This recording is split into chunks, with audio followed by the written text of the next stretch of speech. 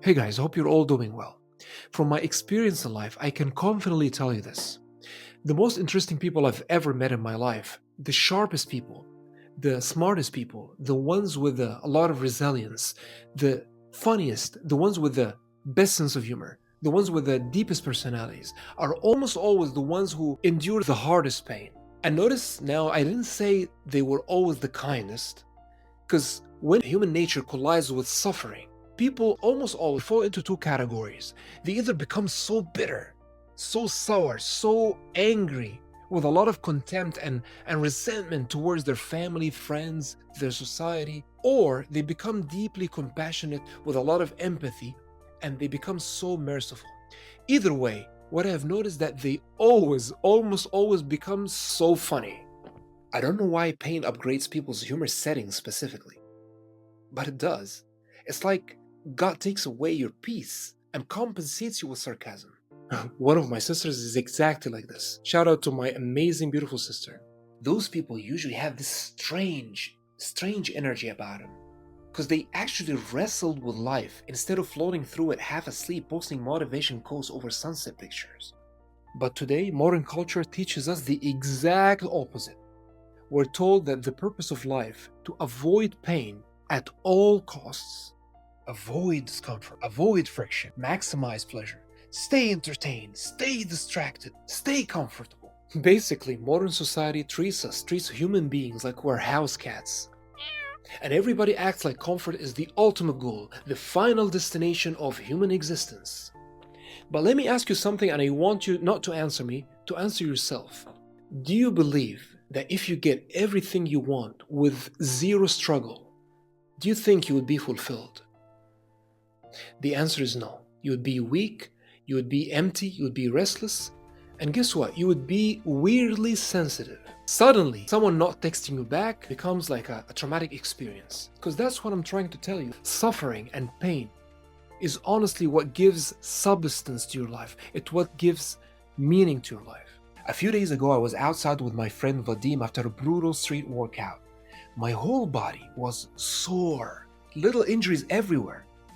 And I remember zoning out, staring at a tree, thinking, oh man, this tree probably has it easy. No pain, no suffering. And then, I caught myself, because the tree doesn't need pain, doesn't need a behavior to modify. No need for adaptation. We do. Pain is literally, part of the human survival software. Your body uses pain to force adaptation, to force awareness, to force change. Without pain, human race, like human beings, would destroy themselves in like 3 business days.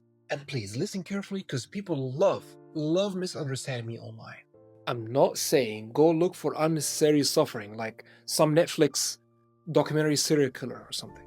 I'm talking about meaningful pain, constructive pain. The kind of pain attached to growth.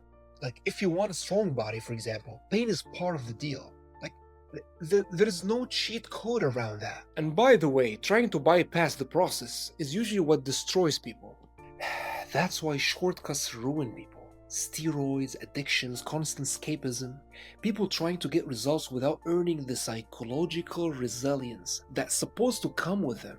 It's like everybody wants the movie montage. Nobody wants the training scene. But there is also a useless type of pain. A terminal cancer patient wouldn't get extra points for refusing painkillers. That's not wisdom, that's stupidity. Or going to your dentist and asking him to pull your wisdom tooth without anesthesia. You would be an idiot. But some pain exists for a reason. Like a dehydration headache, for example. Your body is literally sending you an alarm signal, like saying, go, drink water, sleep, fix something. And instead, we silence the signal immediately. Because modern people panic. They panic the second discomfort enters the room. We literally treat minor inconvenience like a national emergency now. This brings me to one of the biggest paradoxes of life. The more you chase comfort, the more miserable you usually become. And you know what? The more voluntary discomfort you can tolerate, the more peaceful your life eventually becomes. I know, that's one of the weirdest traits humans make. If you avoid responsibilities today, you create bigger responsibilities tomorrow. Do you really want that? If you avoid discipline now, life will eventually force discipline onto you later through chaos. You know what it is? It's more like a financial debt. You either pay upfront in discipline or pay later with interest and regret. And trust me, life's interest is brutal. Psychology actually has similar principles to this: behavioral adaptation, stress inoculation, systemic compensation. The only thing you control is when. You know, I remember back in college in 2013, I had two close friends from Seattle, Washington, Thomas and Michael. Two different philosophies. Thomas was the kind of guy who believed life should always be easy, comfortable, no grind, no stress, no pressure. Very hippie mindset. He's the kind of guy who believed vibes should be counted as a retirement plan. I remember one day I was like debating with him. I was trying to entice him to work hard a little. You know what he told me? He said, "Emad, life isn't just about toil and drudgery." I was like, what? Drudgery? What is that? It was the first I had to look up this word because I didn't know what it meant. Now I know, of course, what it meant. On the other hand, Michael was completely the opposite. Always working on himself, always grinding, always improving, school, gym, making connections, maintaining a relationship with his family, helping his family, always sacrificing. Fast forward to now, Thomas is exhausted, working incredibly hard at Walmart just to survive financially. Can you believe it? The guy who spent his youth escaping discomfort ended up trapped in permanent discomfort. Meanwhile, Michael is financially stable, living off investments, healthy relationships, healthy body, healthy mind, because the pain he accepted early paid him back later. That's the paradox that nobody tells young people. Avoiding pain doesn't eliminate pain. It usually delays it and multiplies it. You know, when I first moved to Seattle from Egypt, back home I already had a successful travel agency business. I was an Egyptologist, master's in archaeology, everything was great, very prestigious. But when I first moved to Seattle, I couldn't use that Egyptology degree in a tech city like Seattle. So I could have stayed in that comfort zone forever, right? Resisting the pain that comes from change in your life. But instead, deliberately, I chose the hardest possible path for myself. Software engineering, JavaScript, Java, data structure, things that are not my proclivity, not my inclination, but I chose it because it was a difficult path that I had to endure, I had to go through. That was when, back before AI started helping people, like an unpaid intern trying to impress the manager. Now, it's completely easy. Back in the day, we had to manually hand code everything, the syntax ourselves, without help from AI tool or anything. If you miss a semicolon, the whole code would break. So I remember back in the day, I was with my friend who was studying with me.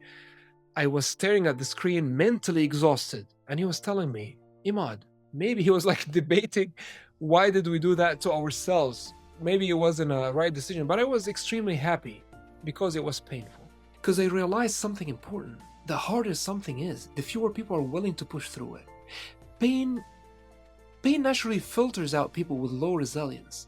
And that's exactly what makes difficult skills valuable, for example. The struggle itself creates scarcity. Most people quit. And every person who quit increased my value. That pain gave me leverage. That pain secured my future. It became my edge. And people might ask me like, "Emad, like why do you sound like pain sponsored this video? Like why do you talk about pain as if you own stock in it?" Because honestly, I generally want people to understand the benefits of hardship before life forces them to understand it violently. There is actually a neurological concept called stress inoculation. It's like when you expose yourself to manageable hardship voluntarily, your nervous system becomes much stronger. You know, it works almost like a vaccine. Small exposure prepares you for a bigger exposure later. See, without friction, people become psychologically fragile. That's why you see people now completely collapse from problem, honestly, that doesn't make any sense. Small problems that shouldn't destroy them, shouldn't break them. Their nervous system was never trained. When you see that, like, come on, man. Like, modern societies, unfortunately, nowadays, created people who need emotional support just because their Uber Eats order arrives cold, for example. There is also something in psychology called PTG, post-traumatic growth. For many years, psychology mostly focused on how trauma damages people. But then, researchers noticed something very fascinating. A lot of people don't just survive trauma, they evolve because of it. They become wiser, more grateful, more purposeful, more resilient. Pain forced an upgrade. Your body and brain basically look at adversity and say, all right, this environment is demanding, time to adapt. That's what growth actually is, adaptation under pressure. So, here's my final message to you from your older brother, Emad, or probably your uncle, I'm probably the same age. Stop seeing pain as proof that life's trying to punish you, trying to be against you. Sometimes pain is proof that life is trying to sharpen you. Stop running away from difficult situations, hard things, numbing your discomfort, trying to build your entire existence on convenience. Because I swear, wallahi, comfort has destroyed more human potentials than suffering ever did. Yeah, too little challenge weakens a person. Too much chaos can break a person. But meaningful struggle? That's where transformation lives. It's where confidence, self-respect come from. That's where purpose is born. And one day you will realize something terrifying. The moments that hurt you the most were also the moments that built the strongest version of you. The heartbreak, rejection, failures, even the nights nobody came to save you. The moments you genuinely thought you wouldn't make it through. Those moments, the way I see it, those moments were forging you while comfort was busy making everybody else soft. That's the way I see it. Pain isn't your enemy. Embrace it. Of course, unnecessary pain, we all agree, avoid it. But meaningful pain is your entrance fee to becoming someone extraordinary.